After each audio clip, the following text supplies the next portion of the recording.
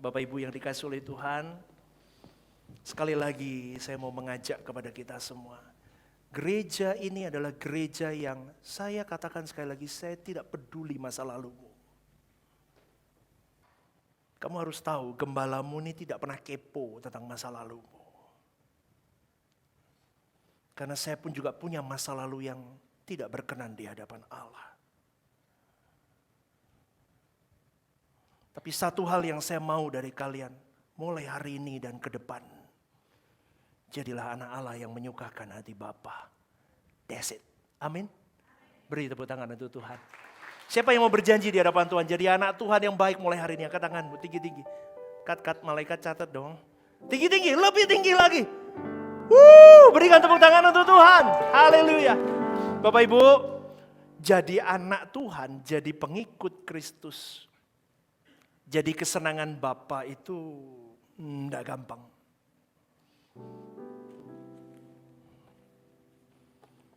Karena sejatinya engkau dan saya akan dibawa ke langit baru, bumi baru. Langit baru, bumi baru itu menjadi fokus hidupmu dan hidupku hari ini. Dan sampai kita tutup usia. Tetapi di langit baru, bumi baru ngapain pastor? Kita memerintah. Bersama Yesus. Bersama Tuhan Yesus. Di kerajaannya. Berarti ada pemerintahan di sini. Setuju Bapak Ibu? Seperti pemerintahan di dunia ini ada pemerintahannya. Kita dicanangkan di langit baru, bumi baru. Memerintah bersama dengan Tuhan Yesus di dalam kerajaan Allah. Maka pada pagi hari ini saudaraku, untuk sampai ke sana dibutuhkan banyak hal. Dan salah satunya yang hari ini mau saya bahas adalah mindset. Katakan bersama, 1, 2, 3. Mindset. Cara mikir. Cara pikir seseorang. Kenapa saya katakan ini? Karena banyak orang tidak bisa sampai ke langit baru, bumi baru. Karena mereka tidak punya mindset yang benar. Kristenmu puluhan tahun tidak akan membawa orang punya mindset yang benar. Makanya saya katakan di sini, Gereja Rehoboth Semarang berjuang mengubah mindset orang untuk bisa fokus ke langit baru, bumi baru. Makanya kalau Pastor Simon ditanya, sama gak semua gereja? Gak sama. Beda Pastor, beda. Makanya di sini saya ngomong sama jemaat Rehoboth Semarang, jangan jajan. Kamu bingung nanti. Kenapa Pastor Simon ngomong begitu? Kenapa saya sampai ngomong begitu? Iman saja itu yang kalian sering gambarin iman. Iman itu apa? Iman di dalam Yesus Kristus apa? Kalau dulu yang saya paham, dulu sebelum saya ikut dalam suara kebenaran. Iman adalah sesuatu yang kuinginkan, kudoakan di dalam nama Yesus. Yang kuharapkan bisa terjadi dalam hidupku, betul? Betul apa enggak? Tapi iman di dalam pengertian saya hari ini dalam suara kebenaran beda. Iman artinya menyerahkan semua keinginanku, kehendakku, agendaku, kuserahkan kepadamu Bapa. Dan terjadilah sesuai dengan kehendakmu atasku. Artinya beriman kepada Kristus ketika aku berkata, You are my Lord, my Savior and my God. Saya mulai berkata begini, mulai hari ini semua cita-citaku kutanggalkan. Kepingin mobil bagus, kepingin rumah bagus, kepingin ini. Finish semua. I following you Lord. Aku ikut jalan Yesus. Beda gak? Beda. Makanya jangan jajan. Kamu akan bingung. Ajaran yang saya berikan pasti bertolak belakang di situ. Makanya kalau Bapak Ibu sudah ikut WhatsApp channel di gereja ini, saya sudah berikan renungan pagi di YouTube itu. Saya jabarkan renungan harian di situ. Saya jelaskan poin per poin. Anda bisa kupas itu kalau Bapak Ibu mau share ke keluarga atau di renungan keluarga, ada kumpul-kumpul keluarga. Anda pakai poin itu jadi bahan khotbah. Ngerti nggak? Saya mau ajar kalian di situ. Siang dapat lagi, sore dapat lagi. Itu 1 hari. Kamu nggak usah jajan, udah penuh, kenyang. Udah bener apa enggak? Saking kenyangnya kadang banyak nggak dilihat. Oh enggak ya di sini ya. Banyak itu. 1 hari banyak itu WA channel gereja itu. Kenapa? Karena saya tahu kamu nggak bisa hidup tanpa firman. Kamu nggak bisa hidup tanpa penggembalaan. Makanya lah jadilah manusia yang disebut Kristen tertanam di sebuah gereja lokal. Kamu akan dirawat, kamu akan diperhatikan, kamu akan semuanya, saudaraku. Jangan jalan-jalan. Dan penyakit orang Kristen yang kedua adalah cari pengkhotbah. Kamu harus cari gembala, bukan pengkhotbah. Amin. Cari gembala, mentoring kamu, didik kamu, hajar kamu. Cari pengkhotbah susah kamu, keliling, bingung nanti. Amin. Udah, saya hanya intermezzo itu saja. Saya teringat, karena mindset ini penting. Nanti kamu belajar sama saya mindset tentang iman, kamu keluar belajar mindset iman orang lain, bingung. Kalian akan kebentur begitu. Makanya ajaran dari Bapak Sinode kita, GSKI, Bapak Erastus Sabdono itu memang ajaran yang memang tepat. Tapi gak semua orang bisa menghidupi. Maka jangan ditawar-tawar, renungkan, lakukan. Dan ini yang penting, mindset. Kenapa saya ngomong begini? Mindset itu adalah fondasi iman seseorang. Di dalam pengajaran suara kebenaran sering ditekankan bahwa seluruh hidup kekristenan itu bertumpunya kepada pola pikir. Cara kita berpikir itu akan menentukan cara kita bereaksi. Cara kita mengambil keputusan. Cara kita menilai dosa. Cara kita berorientasi hidup. Itu beda semua. Itu penting sekali yang namanya mindset yang jelas. Kerajaan Allah itu bukan pertama-tama soal aktivitas, saudaraku. Tetapi perihal mindset yang diubah dari duniawi menjadi surgawi. Roma 12 ayat 2 berkata, janganlah kamu menjadi serupa dengan dunia ini.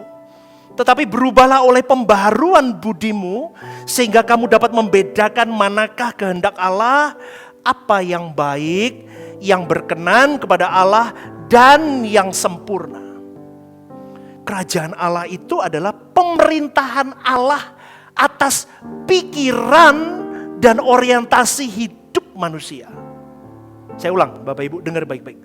Kerajaan Allah itu adalah pemerintahan Allah atas pikiran dan orientasi hidup seorang manusia.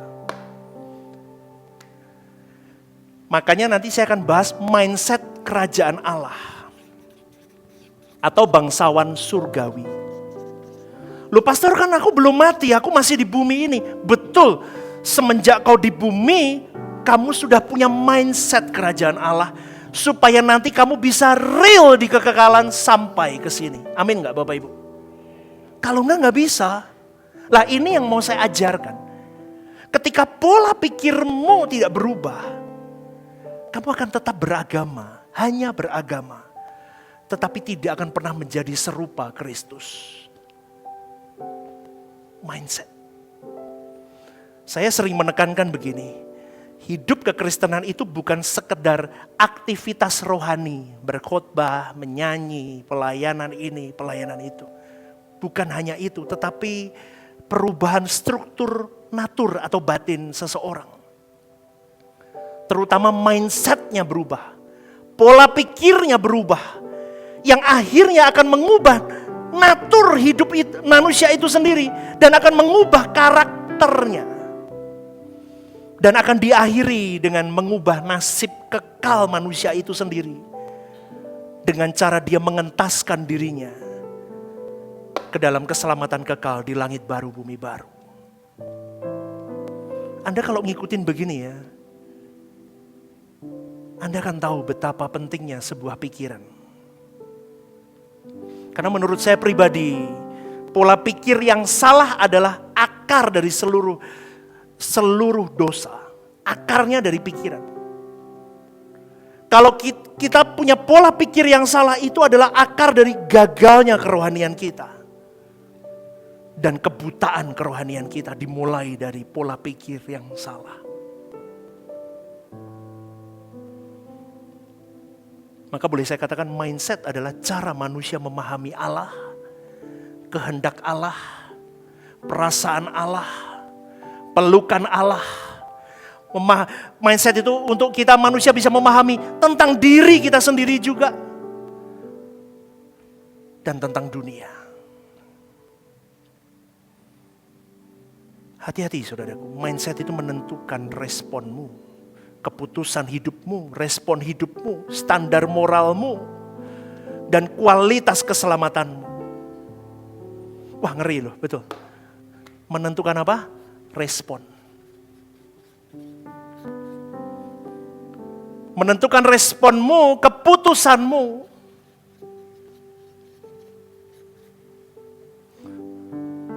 Standar moralmu. Dan kekekalanmu. Kekekalan. Anda sampai di sini mengikuti? Maka boleh saya katakan kelasmu ada di mindsetmu. Kalau kelasmu Kristen agamawi, ya mindsetmu Kristen agamawi. Tapi kalau kelasmu huios anak Allah, maka mindsetmu akan diperjuangkan sampai bagaimana mengenakan Kristus dalam hari hidup. Ini saudaraku. Dan banyak orang Kristen tidak memikirkan ini. Loh, kenapa pastor ngomong mindset itu penting? Contoh ya. Menurut pola pikir saya, Bapak Ibu mohon maaf saya izin, kalau makan sambil begini, for me, di depan umum, tidak. Betul? Coba Bapak Ibu ketemu orang banyak di restoran. Saya kemarin ketemu Bapak Ibu. Di restoran loh, bukan warung loh. Perempuan lagi. Betul, sama istri. Istri saya sampai, saya tuh paling jengkel sama orang yang no manners.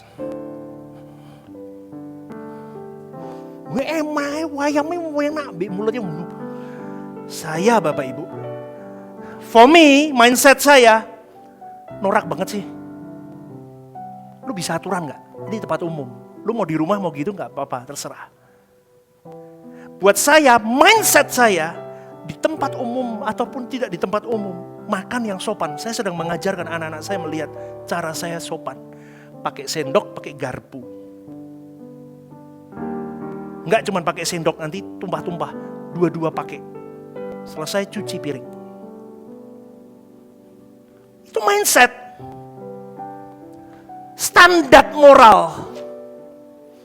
Karena mindsetnya salah, buat orang itu mungkin dengan cara begitu keren. Buat kita yang lihat jijik. Betul? Betul Bapak Ibu? Karena kesalahan di mindset. Makanya banyak orang meleset ke sini karena Kristennya salah. Maka pada pagi hari ini, saya katakan sekali lagi, kelasmu ada di mindsetmu. Lalu apa sih mindset menurut suara kebenaran? Saya akan jelaskan di sini. Mindset menurut suara kebenaran.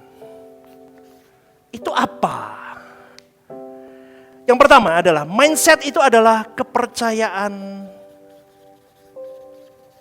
final.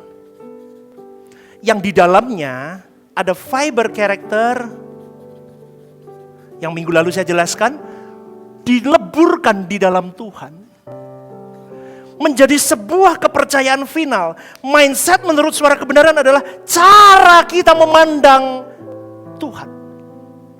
Kepercayaan final kita memandang Tuhan itu bagaimana, siapa, dan apa. Karena Kristen hari ini seringkali diajarkan memandang Tuhan hanya seperti jin di lampu yang digosok.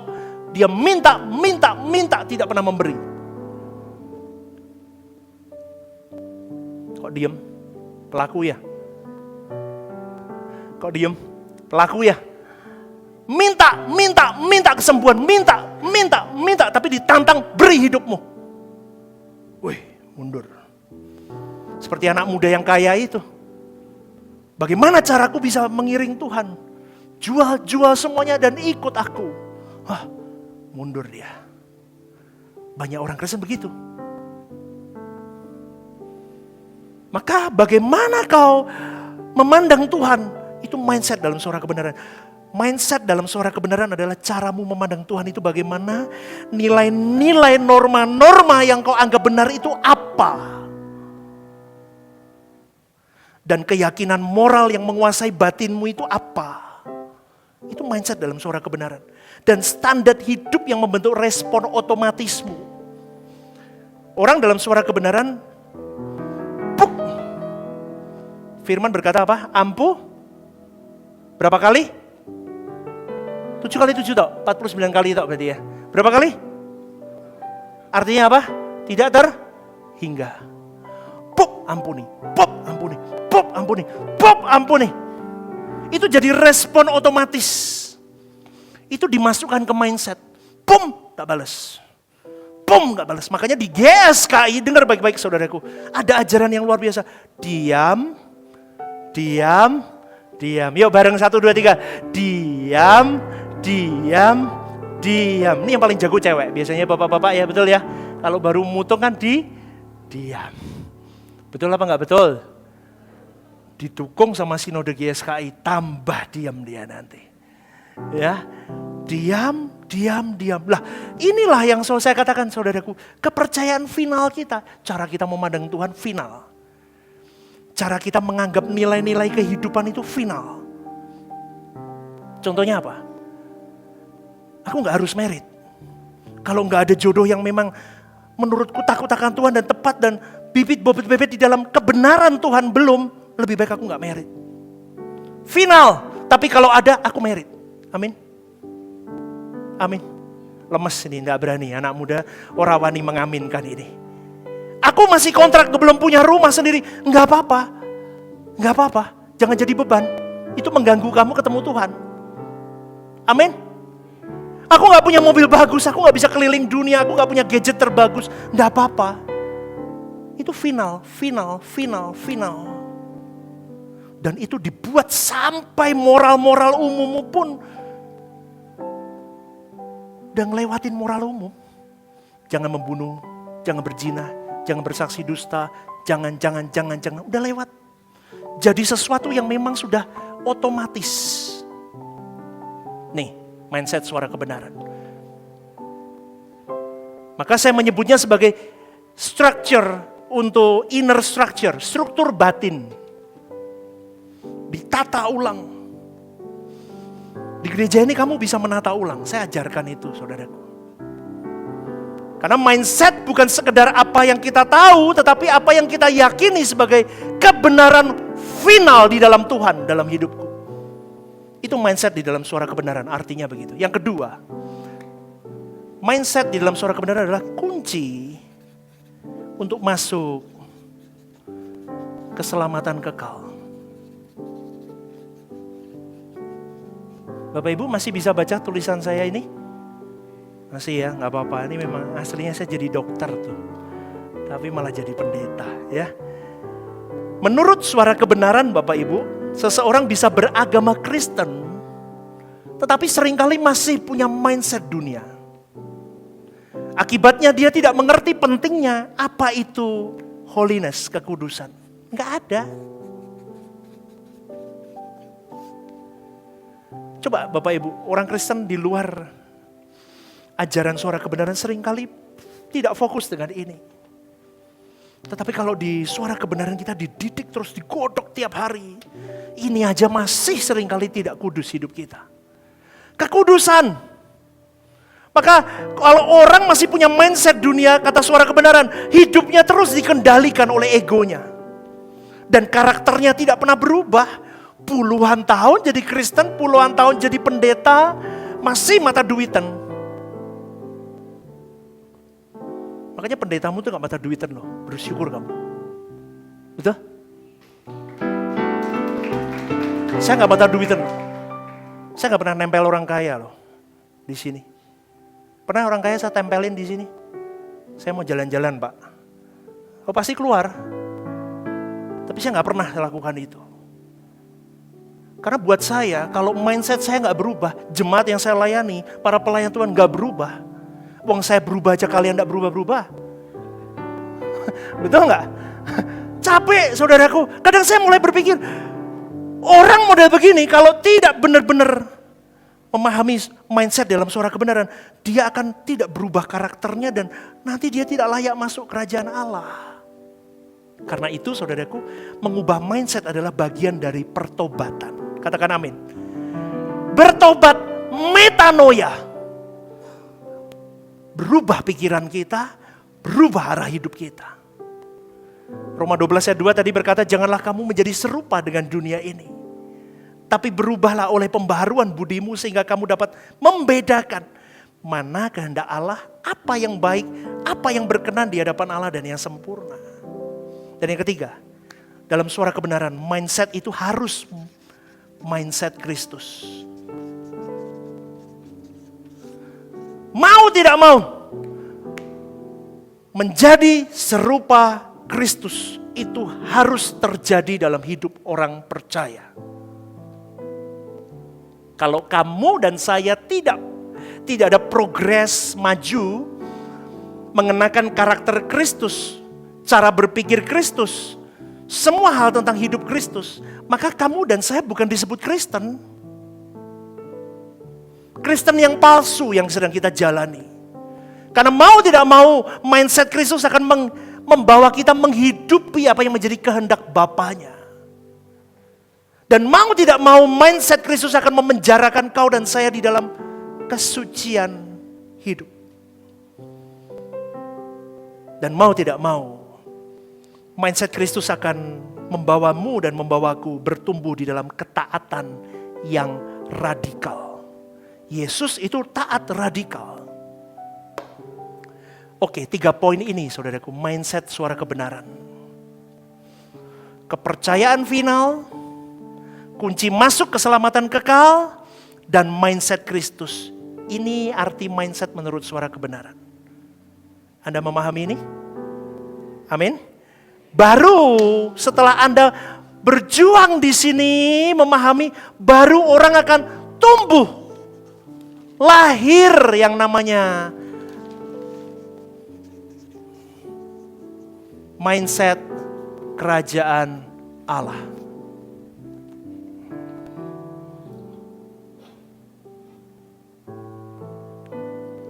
Baru lahir. Setelah dia memahami mindset suara dalam arti mindset di dalam suara kebenaran, dia berjuang di dalam 3 poin tadi ini.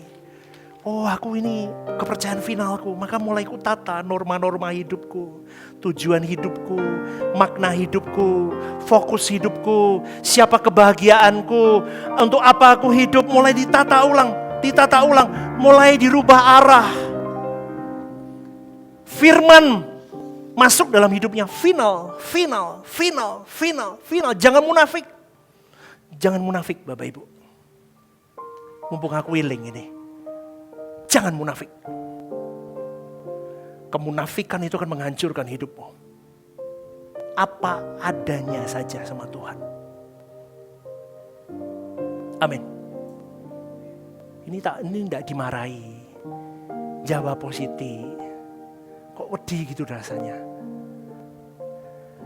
Dan ingat, mindsetmu berubah. Masuk dalam suara kebenaran, maka kau sedang memiliki kunci masuk keselamatan kekal. Dan mindsetmu berubah, itu kunci untuk kamu bisa memiliki mindset Kristus. Setelah ini semua punya, baru paham. Oh, tadi nih yang pertama. Oh, pastor ngomong ini ya? Iya.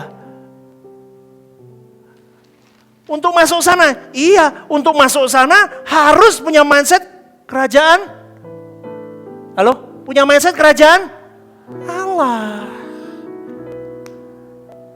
Gak bisa enggak? Apa itu mindset kerajaan Allah? Yang pertama, orientasinya, lihat ya, kekekalan.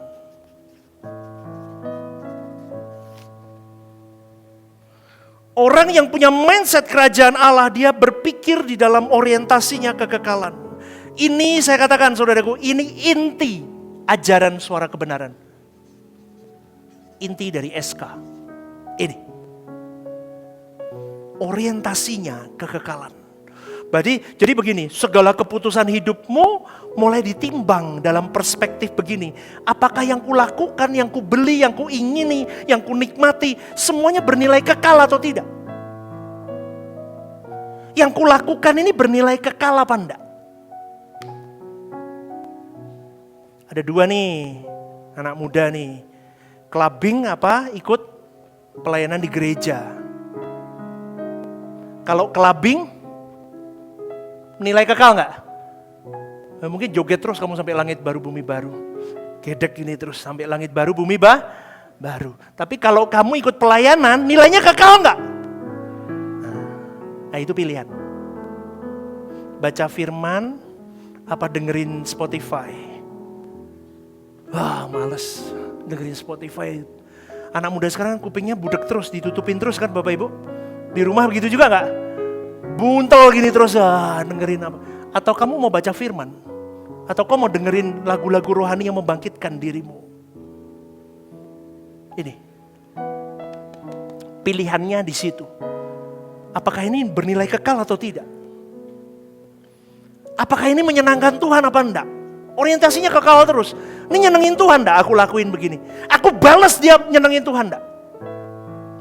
Aku ambil uang nih menyenengin Tuhan enggak? Aku pelayanan untuk gagahku nyenengin Tuhan enggak? Aku pelayanan supaya aku terkenal menyenengin Tuhan enggak? Aku pelayanan supaya cari duit nyenengin Tuhan enggak? Banyak saudaraku. Dan apakah yang kulakukan, yang kuingini, yang kubeli, yang kunikmati semuanya ini mematangkan karakter Kristus dalam diriku apa enggak? Coba loh saudaraku, ini orang yang mindsetnya mindset kerajaan Allah. Dia melihat hari ini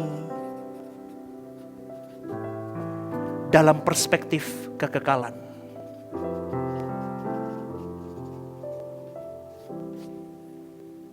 Jadi apapun yang dia lakukan hari ini, mindsetnya, apakah aku lakukan yang aku lakukan hari ini untuk kekekalan apa enggak? Orientasinya itu terus. Kamu punya uang segini, lebih baik untuk apa? Untukku atau untuknya? Aku punya talenta untukku sendiri atau untuknya?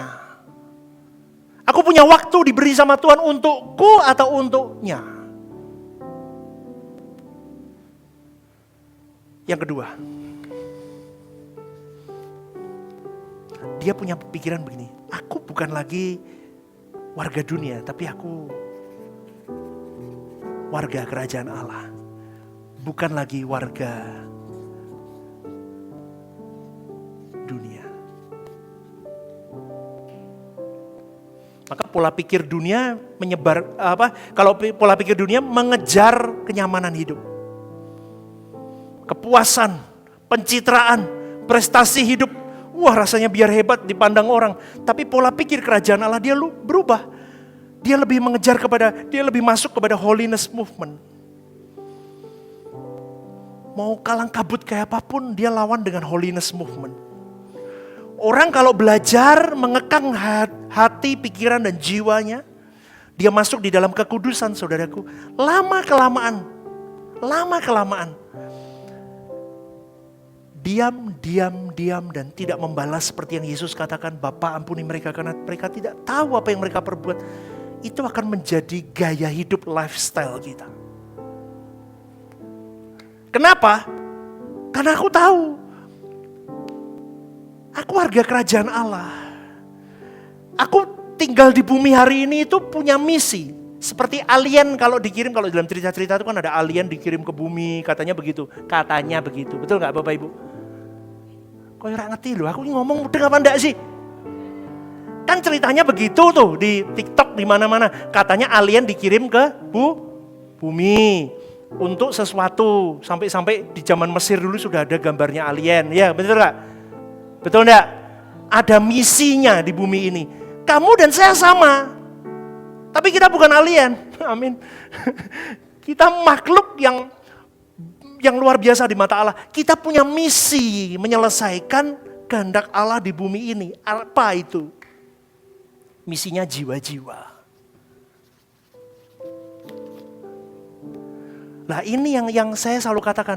Misi Allah itu apa? Jiwa-jiwa. Bapa mengirim putra tunggalnya Yesus untuk apa? Jiwa-jiwa. Rasul-rasul gerak untuk siapa? Jiwa-jiwa. Gereja mula-mula, jiwa-jiwa. Semua jiwa-jiwa. Tapi ingat Tuhan ngomong, selamatkan dulu jiwamu. Artinya apa? Kamu punya mindset dulu, jelas.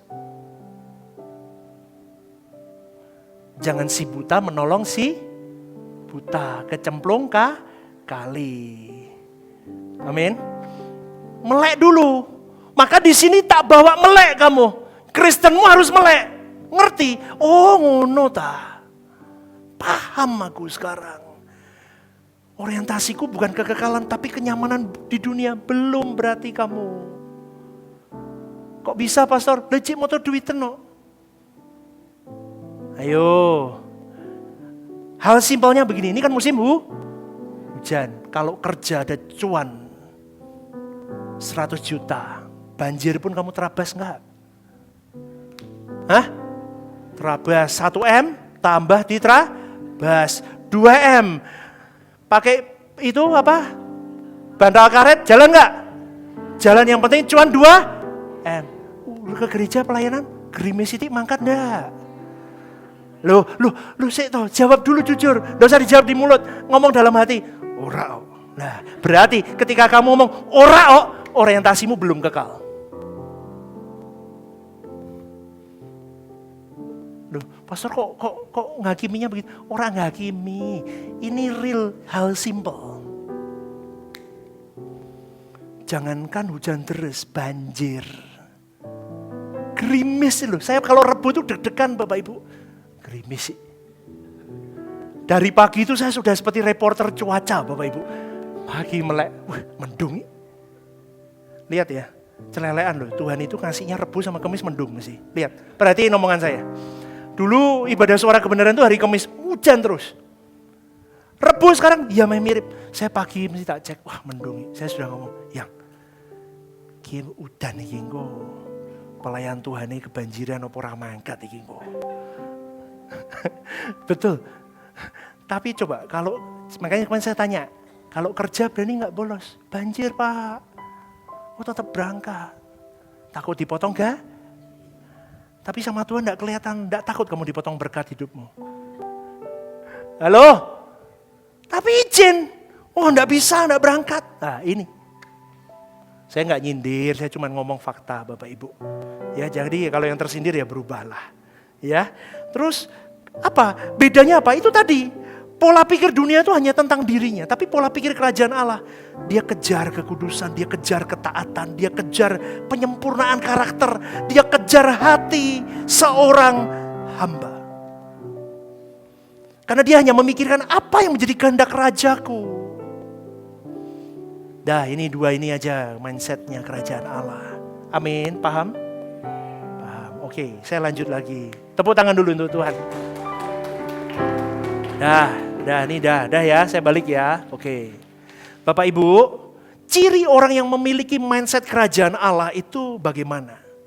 Cirinya adalah keputusan hidupnya berdasarkan kehendak Allah saja. Kalau orang dunia bertanya, ini nguntungin buat saya apa enggak nih?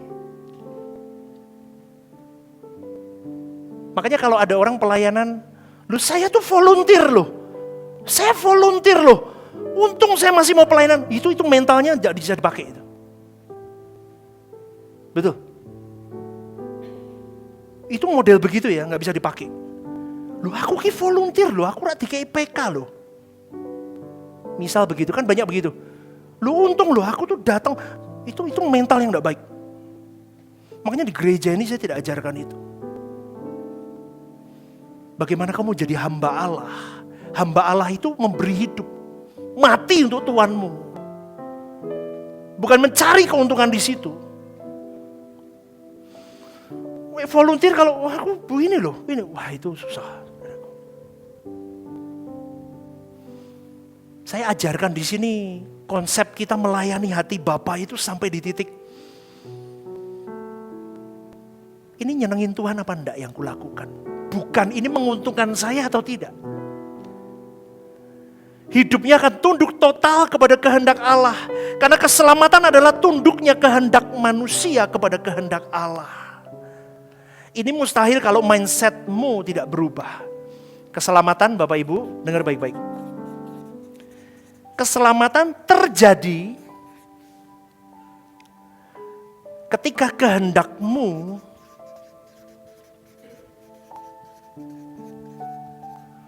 tunduk pada kehendak Allah.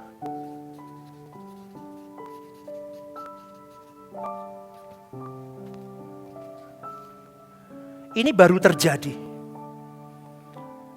Ini nggak akan terjadi kalau mindsetmu tidak diubahkan. Cara berpikirmu, cara berperasaanmu tidak diubahkan, tidak akan bisa. Dan biasanya ciri-ciri orang yang memiliki mindset kerajaan Allah, dia menolak hidup tanpa tujuan kekal. Pola pikir kerajaan itu menolak hidup asal-asalan. Makanya kemarin minggu lalu saya omongkan, orang yang di dalam suara kebenaran, tahu firman, mengerti, hidupnya diubahkan oleh Tuhan, dia mau cantik dan tampan di hadapan Allah. Dia hidupnya tertib. Karena Tuhan kita tertib. Tidak bisa hidup asal-asalan. Dan semua tindakannya punya konsekuensi kekal. Anda ngikuti sampai di sini? Maka dari itu orang percaya harus hati-hati dalam setiap gerak-gerik hidupmu. Keputusanmu, satu kalimatmu, satu lihatan matamu, siapapun yang kau dengar timbul di hatimu, keluar di pikiranmu. Karena semuanya itu kita terpantau di CCTV Tuhan. Dan ciri-ciri orang yang memiliki mindset kerajaan Allah, dia akan serius terhadap dosa dan kekudusan. Pola pikir ini akan membuat orang tidak kompromi lagi dengan hidup. Jangan munafik, saudaraku. Stop munafik. Stop munafik. Stop munafik. Kau akan menghancurkan hidupmu dan banyak orang di sekitarmu.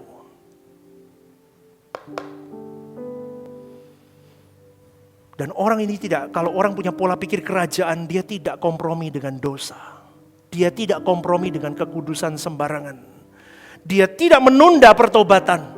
Dan dia tidak menoleransi area abu-abu dalam hidupnya. Area abu-abu ini banyak orang Kristen di sini. Apalagi kalau soal pekerjaan dan sebagainya, kenikmatan, hobi. Banyak orang di sini. Tuhan sudah berkata, kalau kau suamku muntahkan dirimu.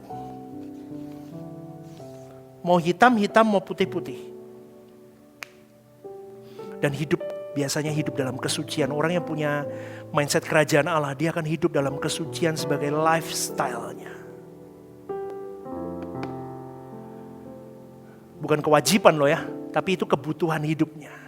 Kalau aku gak suci gak bisa. Aku sedang mengkhianati Allah. Dan di situ orang itu akan terus membentuk, fokus pada membentuk karakternya. Bukan kenyamanan dirinya. Karena mindset kerajaan Allah lebih memilih dibentuk meskipun sakit. Daripada nyaman tapi rusak dan terhilang.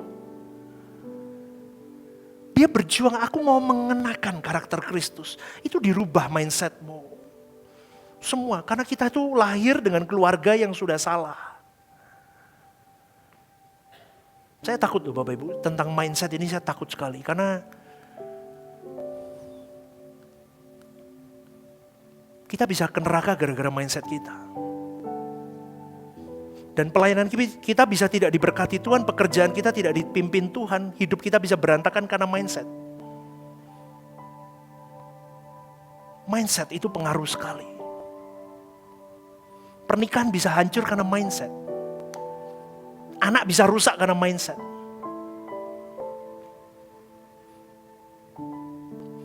Maka bentuklah karaktermu. Bentuklah karaktermu. Bukan berapa banyak pelayanan yang kau beri untuk Tuhan, tapi berapa banyak perjuanganmu untuk kau serupa dengan Dia. Kristen itu.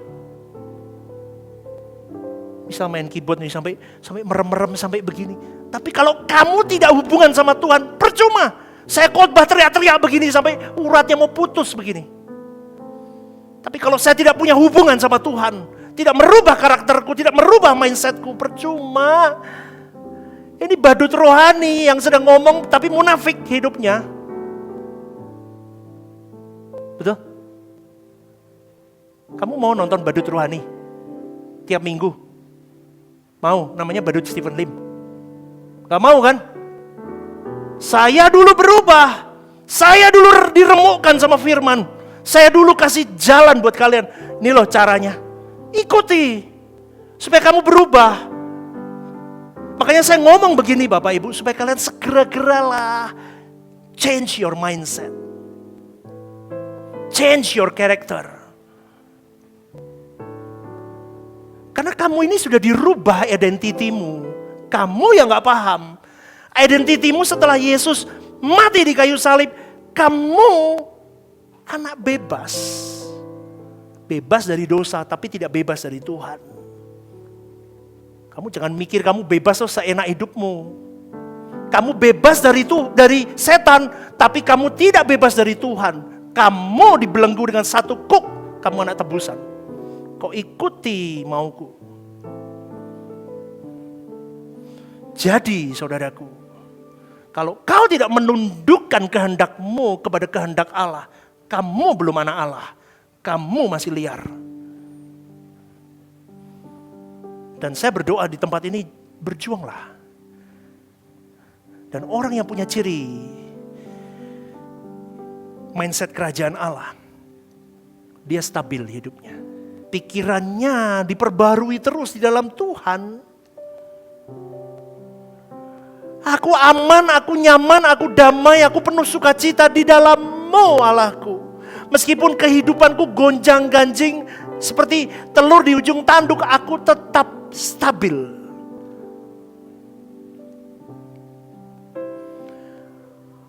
Masalah keluarga itu seringkali karena tidak mau ngalah satu sama lain. Sakit ketemu sakit. Sakit, suaminya sakit. Sama Bu Lisi itu jarang ribut. Setahun belum diagendakan sekali aja jarang. Betul. Ketika dia boom, push, saya harus bisa mengekang pikiran dan perasaan saya. Saya gak mau rusak planning Tuhan dalam pernikahan saya. Saya kekang diri saya. Saya yang bahasa Jermannya nyelunduhi. Apa itu Indonesianya? Mengalah. Dan sebaliknya, kalau saya sedang boom baru bodoh dalam masa kebodohan, belum bisa menguasai, istri saya yang nyelunduhi. Cuma naik wedok kuwi jek ono gaya-gaya gengsi nih sithik kadang. Betul enggak? Ya kalau perempuan tuh masih ada gengsi-gengsinya. Dijawe-jawe wis toyang. Kalau cowok kan enggak. Wis to cekel cium langsung. Betul-betul ya begitu ya. Kalau saya begitu. Tapi kalau perempuan kan masih ada gengsi-gengsinya. Tapi itulah esensinya Bapak Ibu. Kuasai dirimu. Orang Kristen itu simple kok. Ikut Yesus aja. Iring dia aja. Iring dia nanti sampai ke Bapa. Kalau kamu ikut lain-lain bisa salah. Makanya jangan ngefans sama pendeta. Dengar baik-baik. Kamu gak boleh kultusin pendeta. Kamu cari Yesus. Dia yang tuntun kamu sampai kepada Bapa. Amin. Berikan tepuk tangan untuk Tuhan. Maka kalau kamu sudah semua itu, maka akan ada proses. Ini terakhir ini. Proses perubahan mindset versi suara kebenaran. Loh, Stephen Lim kalau buat macam-macam ya. Proses perubahan mindset. Loh, ini kayak seminar ini. Tidak apa-apa, lebih sedikit ya. Tidak apa-apa. Tidak apa-apa ya Bapak Ibu? Bentar ya, selesain sekalian. Besok biar tipe baru. Mindset versi SK. Bukan SL loh, SL Stephen Lim.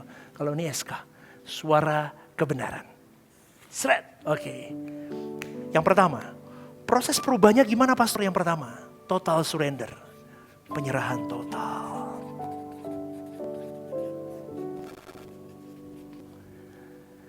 Seseorang harus sampai kepada titik mati bagi dirinya sendiri dan menaklukkan pikirannya kepada Kristus. 2 Korintus 10 ayat 5 berkata, kami mematahkan setiap siasat orang dan merubuhkan setiap kubu yang dibangun oleh keangkuhan manusia untuk menentang pengenalan akan Allah. Kami menawan segala pikiran dan menaklukkannya hanya kepada Kristus. Harus mati total tentang dirimu, bagi dirimu. Semua kepentingan Allah, untuk Allah, taklukkan semua pikiranmu hanya kepada Kristus. Ingat latihanmu harian apa?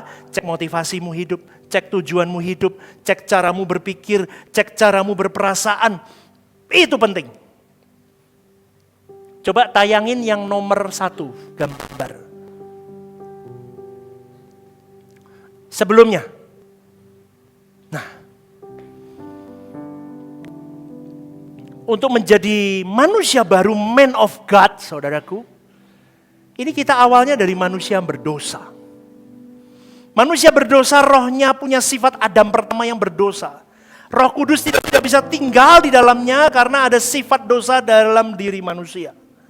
Tetapi setelah kau menerima Yesus sebagai Tuhan dan Juru Selamatmu, kau mulai mengerti suara kebenaran.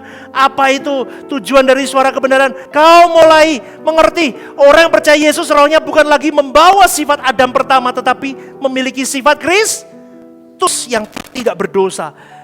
Roh Kudus mulai ada, dimateraikan. Tapi belum tentu on. Karena itu masih baru, masih anak gampang, itu masih berjuang. Setelah dia percaya kepada Yesus, dia mengerti suara kebenaran, dia berjuang hari-hari hidup. Menyerahkan total hidupnya terus. Mau emosi ditahan, mau gemit matanya ditahan, mau curang sama pasangannya tahan, mulai berubah, semua berubah. Benih ilahi mulai tumbuh, bertahap tumbuh. Lama-lama akan mengubah cara hidupnya, karakternya, semuanya. Makanya ini baru disebut dengan manusia yang lahir baru. Tapi proses ini ke sini butuh gambar yang kedua tadi. Next. Butuh apa? Firman. Baca firman. Suara kebenaran itu semua yang saya katakan di sini berdasarkan firman. Tidak mulut saya sembarangan, enggak, tapi semua karena firman. Kalau Bapak Ibu nanti baca firman, dengerin khotbah saya sering begini, nanti akan lihat, wih, ternyata Pastor Stephen ngomong dari ayat ya. Dari ayat ya. Semua begitu. Firman masuk ke rohmu karena itu makanan rohmu.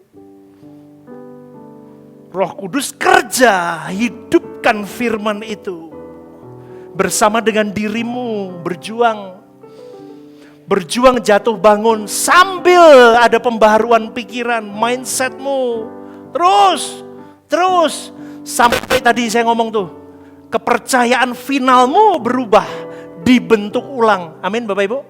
Dibentuk ulang, di renewing. Terus di renewing.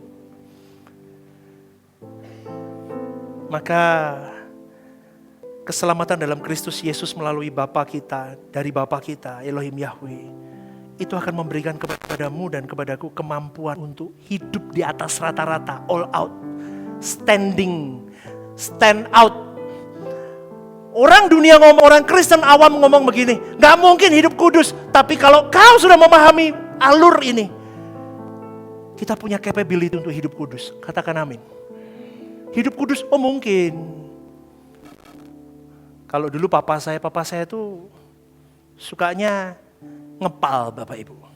Pah, hidup kudus. Ora iso to ya wong urip kok kudus iki piye? Betul? Betul ya? Kalau bahasanya itu bahasa apa? Pakai bahasa Hokian ya. Mboknya. Tahu mboknya enggak? Orang mungkin. Papa saya dengan sini selalu begitu. Pah, hidup kudus. Seperti Yesus. Ora iso to Yesus kok dipodoke kita. Ora iso. Ada enggak yang begitu? Ada enggak yang begitu? Enggak ya, sudah paham ya sekarang ya? Pah, seperti Yesus. Aturan gitu, kalau anakmu ngomong gitu, Pah, katanya mau seperti Yesus.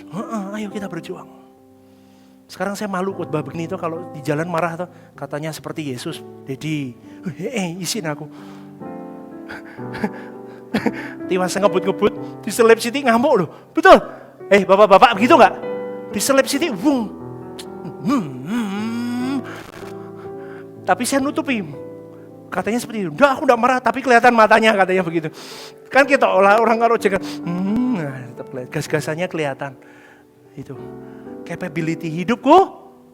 Hidup sempur. Tepuk tangan dulu kayak ngantuk deh. Dan akhirnya, saudaraku, kalau terus kemampuan itu diberikan oleh Tuhan, terus kita berjuang, terus. Yes, keluar. Jadi original man, man of God, manusia yang lahir baru. Perilaku kita baru, mampu melakukan kehendak Allah. Maka latihan harian, cek motivasimu, cek tujuanmu, cek cara berpikirmu, cek cara berperasaanmu. Dan ingat saudaraku, bentar. Oh bentar lagi, ya, sebentar lagi selesai. Oke, saya sudah dikode Bapak Ibu. Yang kedua, bentar Bapak ya, saya minta 5 menit lagi. Kalau kamu mengalami proses perubahan mindset dalam suara kepada penyerahan total yang kedua, kamu bisa menerima penerimaan Injil murni. Di sini Injilnya murni. Makanya nggak banyak orang mau datang di sini.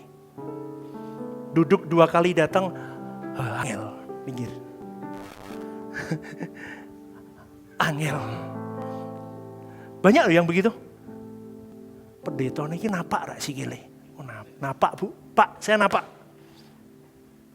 Tapi orang ngomong angel. Biarin. Kelasmu beda.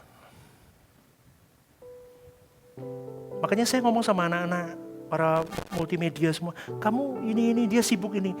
Mereka kepingin kayak gereja-gereja lain yang sudah puluhan tahun mewah begitu, ada lampunya jebret. Saya tahu, tapi esensinya pelayanan bukan itu. Itu tambahan. Beberapa juga ngomong, maaf ya, worship leadernya masih belum seperti Sydney Mohede. Oh biarin. Nggak apa-apa. Tapi mereka lahir dari hati, mereka berjuang dengan hati, melayani. Velocity ora popo, amin. Gak apa-apa. Kenapa? Karena saya mau latih mereka. Udah, fungsinya kita itu untuk apa sebetulnya di depan Allah? Kita carinya apa? Jelas. Di sini Injilnya murni Bapak Ibu. Tidak semua orang mau. Tapi kalau kamu mau bertahan dan mau belajar merenungkan tiap hari, Senin, Selasa, Rabu, Kamis, ikuti WhatsApp channel, belajar terus. WhatsApp channel tidak bertambah saya duit Bapak Ibu, saya tidak ada untungnya buat saya. Tapi WhatsApp channel itu saya sediakan, itu mempersulit hidup saya sebetulnya. Itu saya yang ngatur sendiri, tahu nggak? Itu mempersulit hidup saya. Kalau boleh Tuhan, berlalulah cawan ini daripadaku. tapi mau tidak mau saya mengasihi kalian. Saya mencintai kalian. Saya harus ada pengembalaan tiap hari. Kaya wong edan Bapak Ibu, tiap pagi saya renungan. Shalom, selamat pagi Bapak Ibu yang dikasih oleh Tuhan. Anda diberkati. Ngono kadang rak dirungokke kaku ati lho. Lek nge-like ngono mbok. Apalagi nge-share. Aku hati loh, tapi ya sudahlah. Saya cuma ngomong begini sama Tuhan. Memang kebenaran yang mutiara bukan untuk Maaf, saya tidak ngomong Anda babi. Saya hanya bicara, mutiara bukan untuk. Berarti kalau dia tidak mendengarkan, dia adalah Anda yang ngomong ya. Lanjut ya. Yang ketiga, orang kalau mengalami proses lagi apa? Perubahan. Sebentar, 5 selesai kok Bapak Ibu.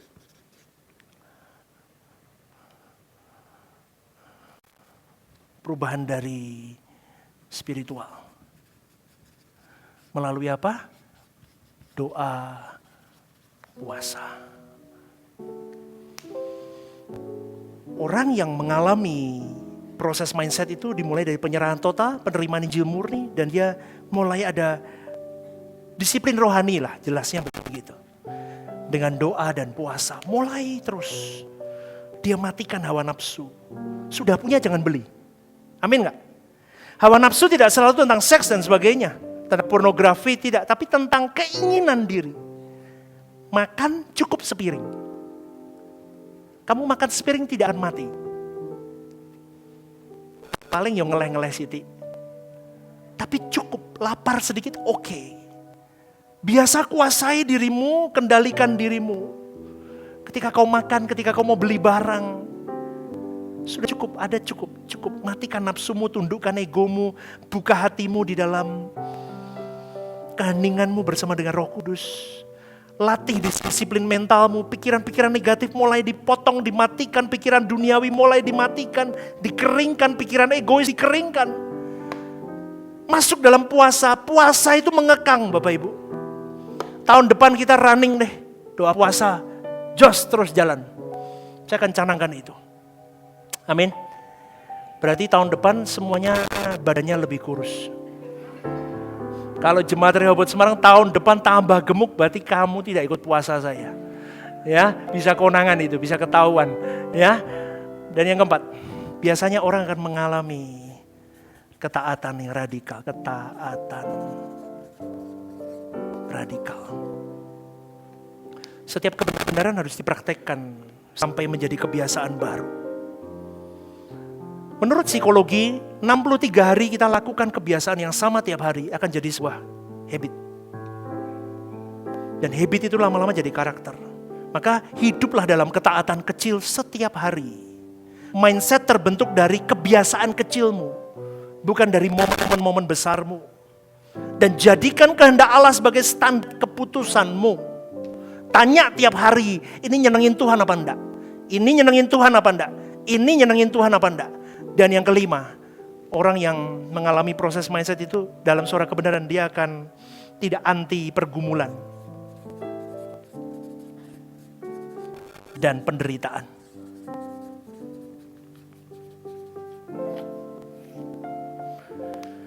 Suara kebenaran mengajarkan bahwa penderitaan adalah bagian dari rekonstruksi batinmu. Karena penderitaan itu akan mematahkan egomu dan membangkitkan karakter Yesus. Maka mindset kerajaan Allah itu akan menggeser dari motivasi hidupmu dari apa yang membuat saya bahagia, berubah menjadi apa yang membuat Tuhan bahagia. Maka pada pagi hari ini saudaraku, bagaimana dengan kehidupanmu, mindsetmu? Ini semua udah jelas. Anda paham apa enggak sih ini tak jelasin? Jelas banget. Tenang. Paham ya? Ini prosesmu. Kalau Anda belum berada di proses ini, mindsetmu, berarti ada yang salah. Makanya banyak orang gak mau duduk di sini karena ini, penderitaan.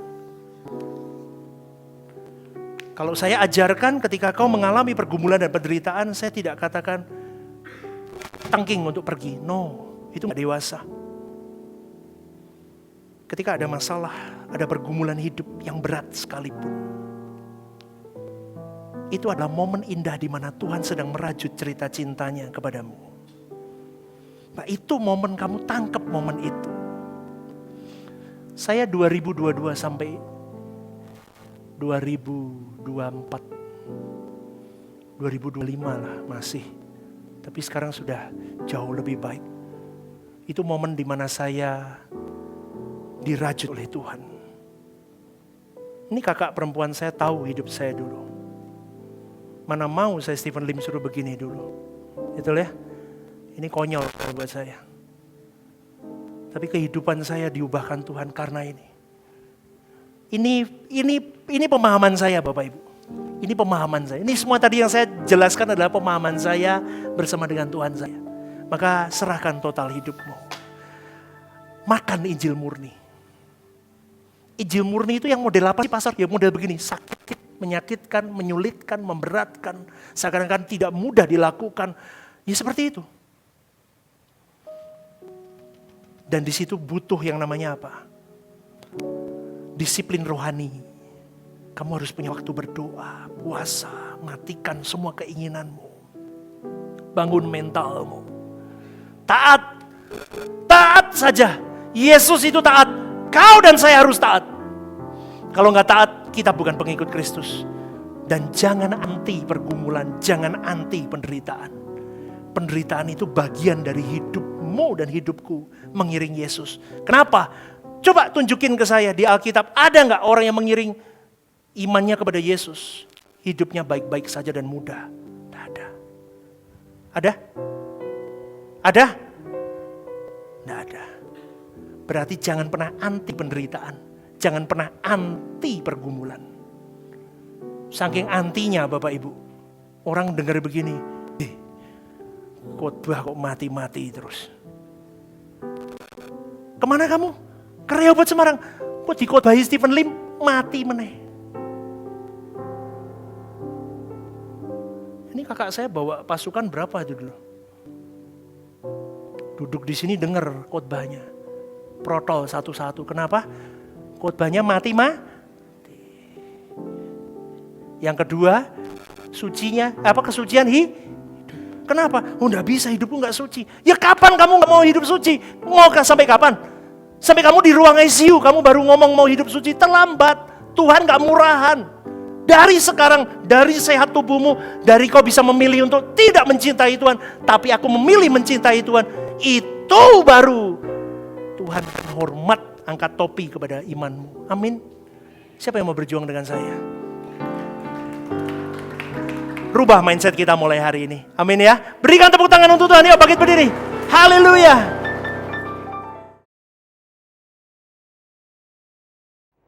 Shalom saudaraku yang terkasih di dalam Tuhan. Ada program baru yang bernama Are You Okay?